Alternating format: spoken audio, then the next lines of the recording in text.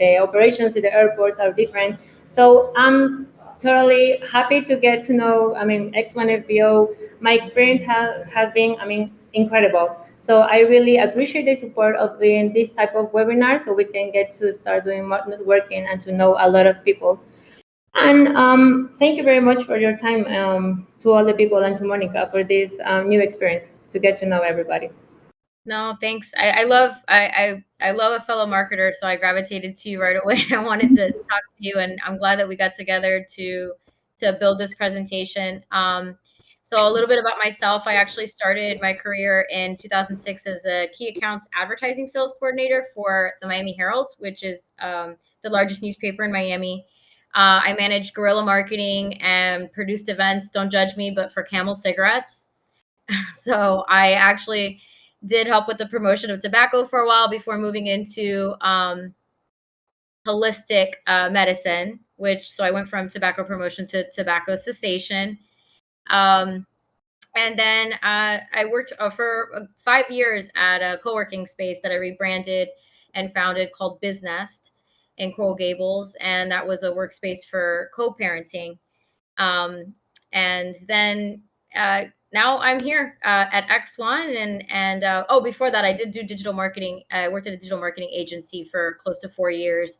I service clients anywhere from law firms, medical practices, political candidates, even home industry professionals. So with that said, since I'm big on marketing, I'd like to ask everyone how you heard about this event. If you could.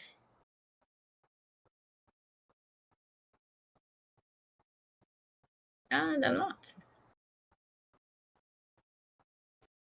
Well, if you can use the chat to let me know how you heard about this event. Did you hear about it through Eventbrite, LinkedIn, Facebook, Instagram? Were you invited?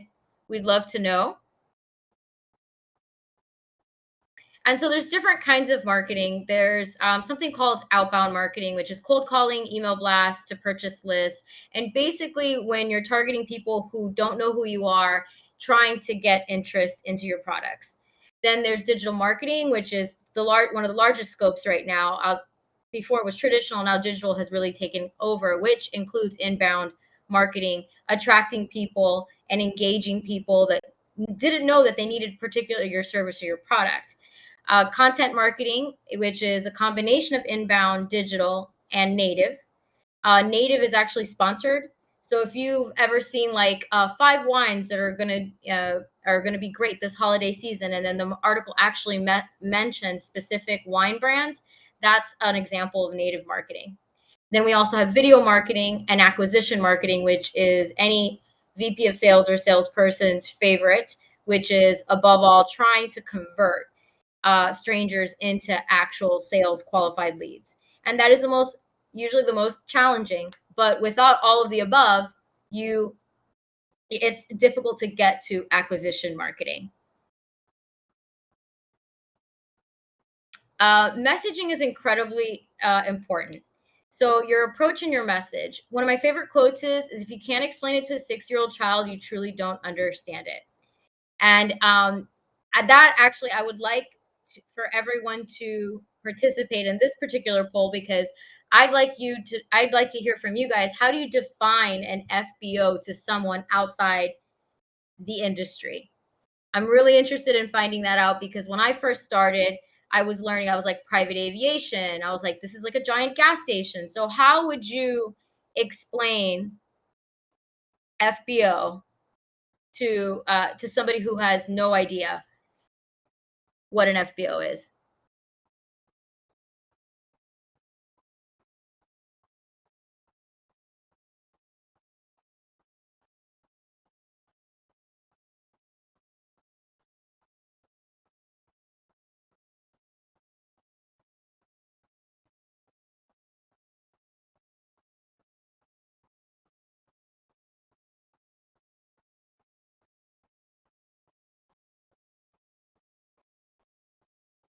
Well, so Karen talked a lot about marketing and actual like a physical location, brand recognition, and in our particular industry, we have to focus on service, right? We have a product, but it's also providing a service. So in my opinion, creating a problem versus solution based marketing plan is incredibly important. For example, are your CSRs forgetting to put in catering orders for an incoming flight? What solution can we provide? And that would be like a request management system with the software. So that would be a solution for a problem that is recurring over and over again, and that can create a trigger in someone that maybe didn't think that they could solve the problem with our software, but and they become numb to it because it's something that it's a recurring problem that happens. It just sort of becomes the norm at their business, at their workplace. So if you're putting a messaging out there and you're saying that this is a recurring problem, we have a solution, you might trigger some interest into someone that did not maybe know that they needed your services. So, and I'd like to know from an FBO standpoint, what is the number one problem? What is the number one problem your business is solving for clients? So is it fuel? Is it catering? What is it that you feel as an FBO? Start thinking of solutions that you're providing your clients, maybe that your competitors are not. And you can use the chat for the answer.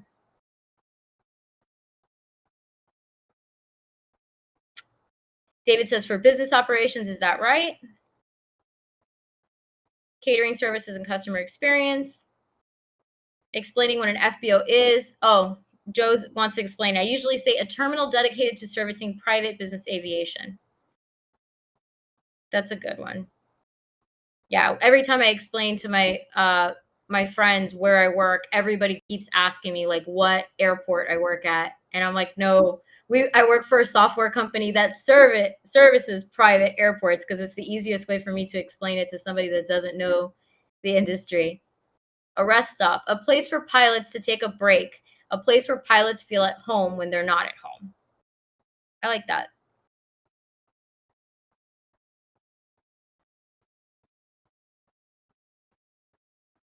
So,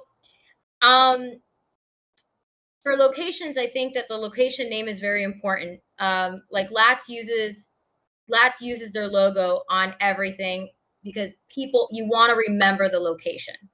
However, with the service, it's a little bit difficult. I think it's a little bit different in how we need to market our brand. So with event marketing, we use unique brand activations and swag. And what do I mean by that? So most people who wear logos are going to be employees. If you want to make an impact on somebody and so that they wear it out in public so that it's actually seen, you can actually come out. I put it in Spanish to joke around, así como un dicho. So un dicho, it's like a statement, a mission, something that makes sense for your audience, and that aligns maybe with what they're thinking, what their mission is at work, something attractive. So for us, for X1 single point, I want to let every line service technician know that we need to ramp up a revolution and bring technology to the ramp. So hence why we do the logo in the back and we do the mission in the front. And then for the last NBAA show, I had the girls wear like tank tops that said "Stop winging it." So stop winging it. Stop using the pen and paper. Like stop doing things half done, and use technology and get up to speed with today's standard of business aviation. So you can make a real statement and people will want to wear your attire out, and people will ask. It starts also a conversation. It's like, well, what do you mean stop winging it? Or what revolution are you starting? When you wear things like that, it starts conversations in the event floor and at Publix. What does that mean? Like, I'm also part of the Women's Chamber of Commerce, and our hashtag is she owned. So people are like, what do you own? Well, I own everything that I do. And then it starts a conversation. I'm with this particular organization. So, create an interactive, everything from your swag to even activations. They're called brand activations, interactive activity where you can actually collect data too. So another thing that's very important when you're at an event, your branding is incredibly important. But if you're not capturing information so that you can retarget when you get back from the event, you're missing out. You're missing out the point of the show, right? And now people tend to have like such a attention deficit disorder where if you don't capture their information or their attention within the first 30 seconds, you lose them. So try to create things as simple as like a barcode to capture people's information. Make sure you're putting a pixel on your website so that when they scan to your website, you're able to retarget them with a Google campaign later. So always think about interactive activity and collecting data. Every marketing opportunity, try to collect data. And at the end of the day, when it comes to events, people always remember an experience. So this is an experience, and hopefully you remember this experience and you remember that Monica gave you some good marketing advice, and you remember that she works for X1. And so when you have a friend that's working at an FBO and is frustrated at work, you're gonna be like, you know what? I heard about this really cool software this chick was talking about, and it just stuck. So sometimes these opportunities to interact with people makes your brand stick even more. I'm going to check the chat. Talking about pilots and support at home. Email marketing. So I always ask people, like, how many people stay subscribed to an email list, but then they find themselves not opening or reading the email? And this is actually a form of marketing that's important. So, for example, if you're a Nordstrom card member, you may not open every single email that comes through your inbox, but chances are is that you won't unsubscribe because when you're ready to consume or when you're ready to buy, you will want to stay on that list, right? So the same thing goes with any business. Whether you're targeting your pilots and you're letting them know of a fuel price, or you're having a particular event that's happening in the city that you know is going to drive a lot of traffic and you want to do a brand activation. So email marketing is still an incredibly powerful tool to use, and to stay in constant contact, which it's funny because there's an email marketing program called Constant Contact, but it's true. You need to stay in constant contact with your audience. And don't oversell. Don't oversell and don't send everything to everyone. So not every email marketing campaign should go to every single person. You want to be able to retain your list and not get people to unsubscribe, right? So how do you do that? You create marketing funnels. So depending on what kind of software you have, you can actually create funnels that are going to specifically target certain segments, and you can split up your list into certain segments. So for example, with X1, and this is another reason why it's X1 is so important, is because it centralizes your data, right? So if you centralize your data, you can export data, you can import it into other things, like whether it's your Google custom audiences, whether it's an email marketing campaign. So data is key, and it is so important, and people don't realize that it starts right from your operations. If you don't save that data, and if you don't repurpose that data, you're going to be catching up forever. When you get to that point that you get so big that you can't retrack and then collect everything that you had collected over the past 5 years, that's why it's good to start from the very beginning. So a new FBO that's opening up, I think it's incredibly important for them to pick a software solution that works for them, because you don't want to wait till you get big in order to worry about how you're going to build these lists and how you're going to target people. Start small. And now I want to talk about video marketing. Video marketing is consuming all platforms, social media, YouTube. It's really important on a search engine, on the search engines right now. If you don't have video, you're going to be left behind. And you can see that with all the advances of like TikTok and all these other new approaches that are coming out. So I wanted to share with you guys, and I wanted to get your opinion on one of our new commercials. And this is what is called a culture video or a heritage video, and it's really like saying like what your brand is about. So I'm gonna share this YouTube link, and let me know what you think.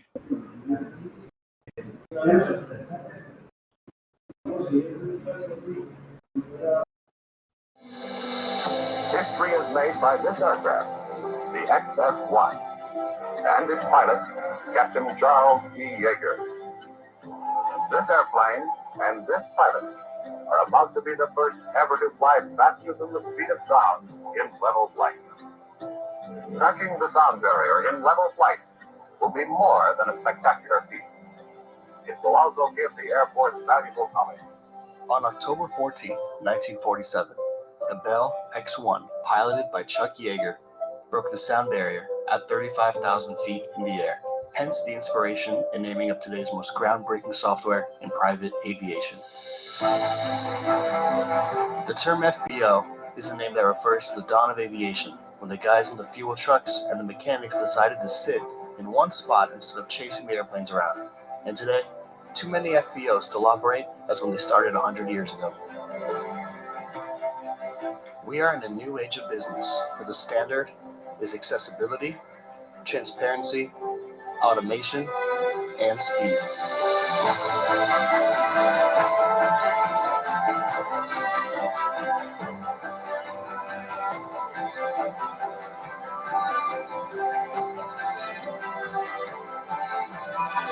Breaking new barriers in general aviation. X1 FBO.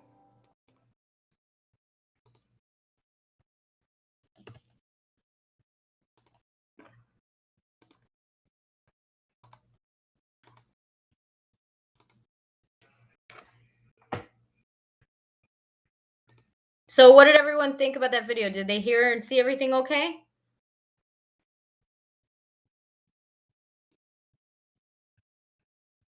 So with that video, I was really trying to convey why the brand has the name it does, and put a mission behind it. So the X1 Bell broke the sound barrier, and we're going to continue to break barriers in aviation.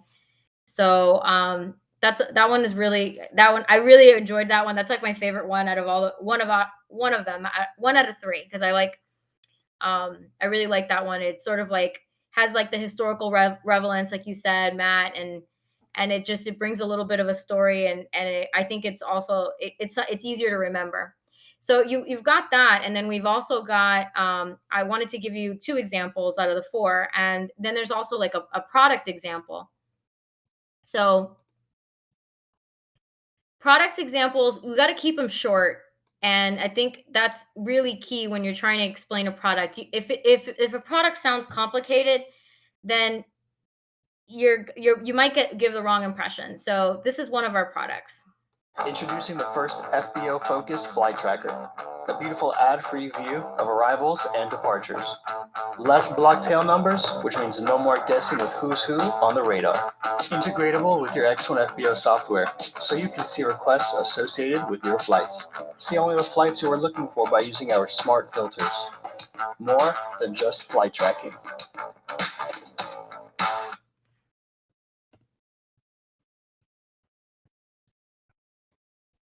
What did you guys think about that one?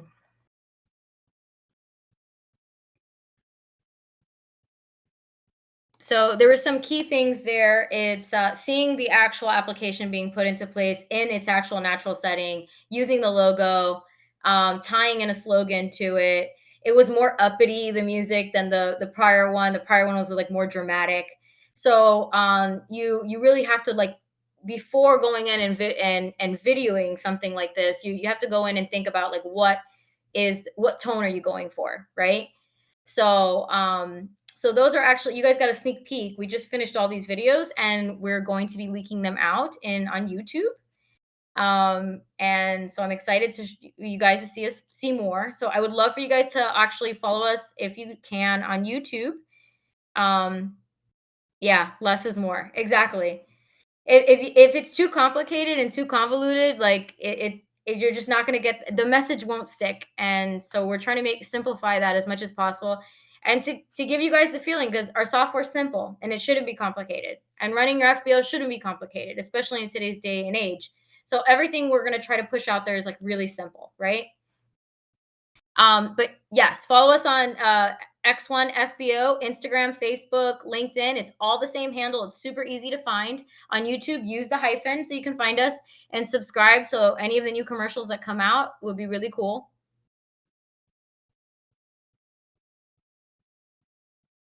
Karen's back. So digital marketing, just to give you guys a broad spectrum, digital marketing and how to use your data. So centralize your data, like we were saying, with a specific software. CRMs are great. To hold all your information and so that you can retarget them. Examine your current clientele to find trends. So what's the common denominator between all these clients? Is it location? Is it income? Is it plane type? Is it aircraft type? Like, find all of these trends and narrow down your audience. And why is that important? Because usually your market is so large, and if you're on a budget, you need to be able to define that market to start somewhere. So if your net is too big, if your audience is way too big, then you're going to find yourself spending a lot of money on a really big net and hoping that someone's going to click. So the more specific your marketing is, because the more you know the audience, the better your outcome will be with any campaign, and your cost per click will go down. So reporting. That's another thing that's really great about X1 that you can pull out for metrics. Or somebody like me, I absolutely love data. I love anything that I can export. So who are your biggest spenders? Create a rewards point system that you can monitor through X1 FBO. Who visits more frequently? Where are they flying from? So you can do tailored campaigns. So if you want to do a specific campaign for people who are flying to Guatemala, resources like what Karen has, like she's got this beautiful presentation on destinations and partners where she's got beautiful hotel options, right? And for maybe down the line, Karen, like you can do something that's more interest based. Are people flying for medical tourism, or are they flying for let's say wellness? Like a lot of people are doing these like health retreats now, right? So there's like so many different things you can do. Actually, you can do so many things to spread yourself too thin. So don't spread yourself too thin. But repurposing is like my favorite word. Repurposing all your information, centralizing all your information, and repurposing and divvying it up and using it for different platforms. Because at the end of the day, all your data can be exported. Remember this: Excel is still probably one of your best friends, because if you can put it in a CSV file, you can import and export it anywhere. Accessibility is nice, but targeted messaging works best. I agree. I think it's a combination of that, Matt. I think it's really true. It's like we want to keep it short and sweet, but the way you say something is really important. Like I was talking about earlier about those trigger words. Are there certain solutions that you're providing? Are there, like for us, are there certain frustrations that are happening at your FBO on a recurring basis that you didn't realize that could become a solution just by having an extra piece of technology? Because what's really lacking right now in more of the antiquated business models is the lack of transparency. So, somebody changes a shift and they forgot to leave a note for someone, and then the notebook becomes this thick.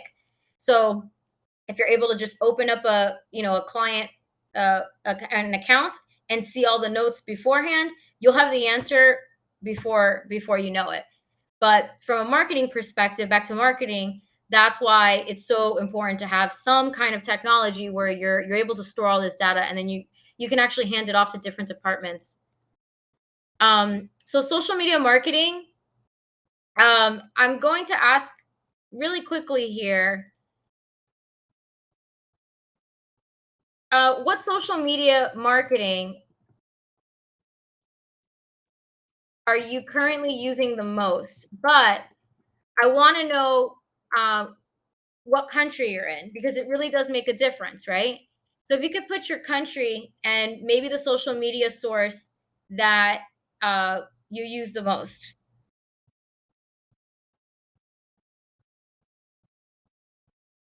So what social media marketing do you use the most? Are you a tweeter?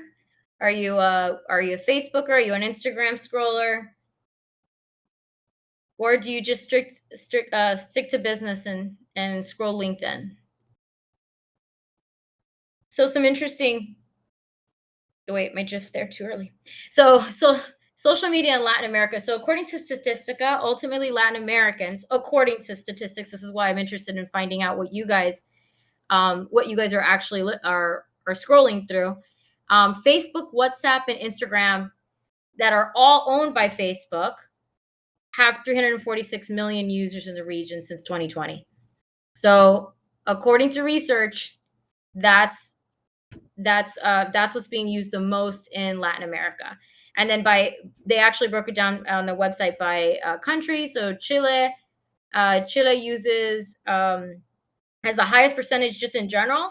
Brazil coming in second, and number 3, Mexico.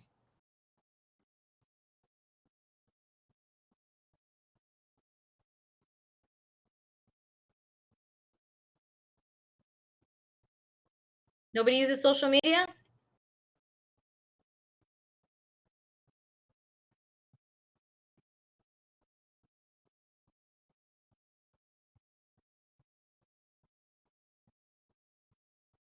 Twitter and LinkedIn. I'm not much of a tweeter. It's too opinionated. So social media no-nos I think are really important. Is do not use a personal account for business. And the reason why I stress this is because you're not going to get any analytics and you're not going to be able to do any paid advertising. And I still see FBO locations and I still see small businesses use a personal account to promote business. Now, I know there's an advantage to personal accounts. Business accounts, the algorithm is extra hard to get exposure, which is why people like to keep it to a personal account. However, you will have a cap on followers on most platforms because you're a personal account, and you will have problems promoting. You will have a problem analyzing your audience. There's no way to analyze an audience from a personal account. So if you're doing this for a business strategy, it's not going to work. Try to stay away from stock images. Use graphics only for direct mail pieces, for brochures, but try to stick to every other post being something that's not a graphic or a stock image, because it's going to get picked up on the search engines better, and then that gets you more hits, and then you can still plug in your business posts. But that's the point, is that if somebody likes a picture of our CEO, Jim Wiley, when they go to X1 FBO, right next to his face is going to be something about our products, right? So, and stay away in the captions, stay away from gimmicky words. They do get buried. Facebook hates when you say buy now, click here, sale. Anything that sounds too salesy, they will bury it, and you're not going to get any momentum unless you put a lot of money behind it. And don't just rely on organic. And what I mean by organic is put some money behind your posts. Don't overthink your strategy. Sometimes the most casual things and the easiest things do the best. There was an article that we shared not too long ago, and it was just literally sharing an article link. And that one article link, because it was from a good publication, got us the most views and the most clicks just by sharing a link. We didn't create a graphic for it. We didn't do anything with it. We just said, hey, check us out. We were mentioned in this article, and it did really, really well, specifically on Facebook. And don't focus so much about quantity and quality, because everybody has their own market. So, right, we're not going to compare ourselves. You have to be realistic. If you've only got so many thousands of potential users, if you're not like a McDonald's brand, you're not going to get into the millions, right? So focus on not on quantity, but on quality. And another thing that I'm big on, and I try to practice every day unless I'm going on vacation, is not using a third-party scheduler for social media. I find that in my experience, it doesn't help your ranking, and it limits your capabilities. Every one of the platforms has limitations. So you're not going to, I don't know, does anybody know what a thumbnail is? So a thumbnail is when you're just scrolling and it's the first image that you see, that's your thumbnail. And the thumbnail is really important. So if the default is a blank screen, right? That thumbnail, you might not get as many views because of the thumbnail. So when you use a third-party scheduler, meaning you're scheduling in advance on another software, you're gonna run into issues. There's character limitations. Things won't upload right. So if you're going on vacation, it's great. Keep it short and simple, and do some third-party scheduling. But on the regular, I recommend going and using the platforms that are directly from Facebook and Instagram. Facebook has something called Creator Studio, and Twitter has a media manager. So they actually have their own schedulers. Social media, when it comes to LinkedIn, best B2B platform is LinkedIn. LinkedIn has been phenomenal for us. You keep in touch with your colleagues. It's like a personal CRM. Share useful business articles, information, position yourself as an expert in your business. And that's incredibly important. People are going to buy from someone that they trust and that is credible. So B2B is LinkedIn is a really good platform to position yourself that way. It's a great method to search leads if you're in sales, and advertising, building very, very specific audiences if you are B2B. So if you're after pilots and they have their occupation as a pilot, the chances are you are going to be able to go ahead and do that. Yeah, Bobby says, yeah, Instagram works very well with FBO experiences. I totally agree. It's when it comes to and that's another thing we'll talk about in the next slide when we get to the Instagram slide. The other reason why you don't want to just use a third-party scheduler for everything is because your content, you may want to tweak it per platform, right? So Instagram, there's a lot of pilot influencers. You're going to want to, it's more of a lifestyle feed. And more videos are being, well, that's why I called it the reel experience, because reels are taking over. I don't know if you guys have noticed, outside of stories, people are pumping reels left and right. So social media can become a full-time job. So on Instagram, people prefer to see experiences. Like I was talking about influencers. Influencers are people who have a lot of followers. You can actually pay these people now to become cross promoters. Engage. If you don't engage, and engagement, what I mean is that you're logging into your business social media accounts, you're liking, you're commenting, you're sharing, you're engaging with it. Instagram starts to say, okay, I'm going to bump her or him up a little bit because this person's not a robot. If you only publish and you don't engage, it's going to hurt your search results. So engagement is important. And again, this is why social media sometimes it can be all absorbing, because you do need to put time for it every day. And all of us in a marketing department, in a sales department, are incredibly busy, and it can be difficult to devote that much time. Some people naturally, they're on it all the time. For me, I have to designate time that I'm going to be on social media and engaging for X1 FBO. So another thing that people don't know about is that you can not only follow accounts, but you can follow hashtags. So all aviation related hashtags, you can actually search them. And when you search them, it gives you the option to follow them, which means that new people actually get in front of you. Guillermo dice, one advantage of Instagram is when your clients, pilots, post on Instagram their feels about travels and experience in direct, usually it's a good experience. Yeah. And getting them to tag you when they're having that good experience, right? So that way, when they tag you, you can share it as a story. Because if they don't tag you, you'll also get frustrated. Maybe you're that you're at your FBO and you can't share it because they didn't tag you. So maybe having like little signs and reminders of your Instagram handle inside your location, so that people, when they're having a good time in your lounge or having that favorite cup of coffee in your FBO, if they want to take a picture of that coffee cup, they know how to tag you and how to find you. So Facebook, I had mentioned the Creator Studio. I don't want to take up the full 2 hours. I want to have, if you guys have any time for questions, I'd love to answer questions about digital. So Creator Studio is really, really useful. You can schedule stories and posts on Facebook, and then you can schedule posts or videos on Instagram.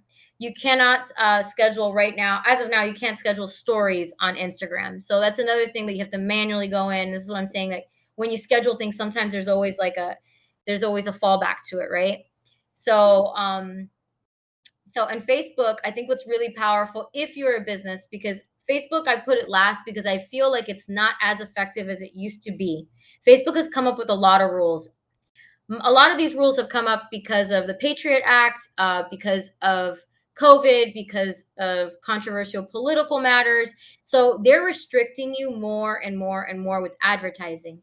However, if you have the time to reach out to people organically and share things, join Facebook groups. There are aviation groups and FBO groups. I started joining them when I first started, and they may have rules, so don't go in and start selling your things right away. But it's a good way to go in and find out what people are reading, what they're looking at, what they're talking about, and then that way it can ignite some ideas for you in future campaigns, start some relationships. And then if you do have something that's not solicitation, that's relevant to them, that maybe mentions your brand, and you share it in the group, it's guaranteed a lot more likes.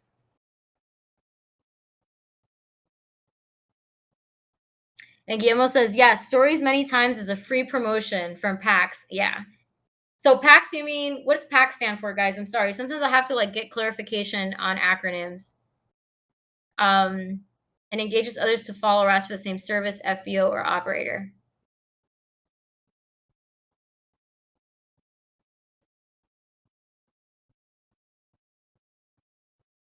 So I said pio pio because pio pio is the word in Spanish for that birds make. Joke, pun intended. So pio pio Twitter. So it's actually a really good news outlet, and to share opinions. If you're a business, you probably want to stay away from too many opinions, right? And if you've got some newsworthy stuff, it's a good place to tweet your news. And there are character limitations, so you got to keep it short and simple and sweet, right? And then, like I was telling you before, there's a media center. So with the media center, you can manipulate videos. People don't know that. Usually, just people will want to upload and tweet automatically. You can schedule and edit videos from the media center that's provided by Twitter. So you just go on the left-hand menu side, and you hit more, and it says Media Center. Go to Media Center. You can upload videos and really cool stuff in there. So that's my little social media cheat sheet for everyone. And I'd love to hear what you liked most out of this session. And if you want to learn more about any particular topics that Karen and I spoke about, we would love maybe to create a shorter and more specific presentation in the future regarding any topics that you guys want to brainstorm on. Yes, it would be a pleasure for us to share it with everyone. Mm-hmm. So that's it. That concludes my presentations. Just asking if you guys have any more questions for Karen or myself regarding anything marketing.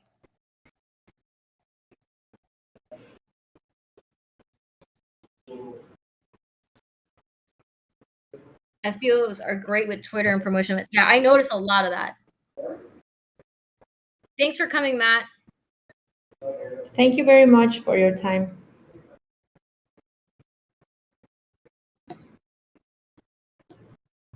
Oh, that's something important that Guillermo says, that free promotions from passengers. They definitely tag us, and that's free for us. Mm-hmm. Definitely. Thank you, guys. Thank you so much for your patience, too, with our technical difficulties. I know, and I also apologize. I was trying to get everything ready here. Thank you for your patience. And thank you very Monica, for inviting me to this. It's totally a pleasure with me to be part of something like this, and we can definitely have to do it again. Yeah, I would love to. Thank you very much. We'll send you guys a survey afterwards too, and let us know if there's any other topics that you want to talk about. We'd love to cover them. Thanks, Guillermo. And definitely follow us on all our social media. I just typed that. Yeah, we both say the same at the same time. Now, I better see notifications on here if you guys aren't following us already. Okay. It was our pleasure. Thank you very much. All right. No, thank you guys. We're gonna sign off. Okay. Bye. Bye bye. Thank you.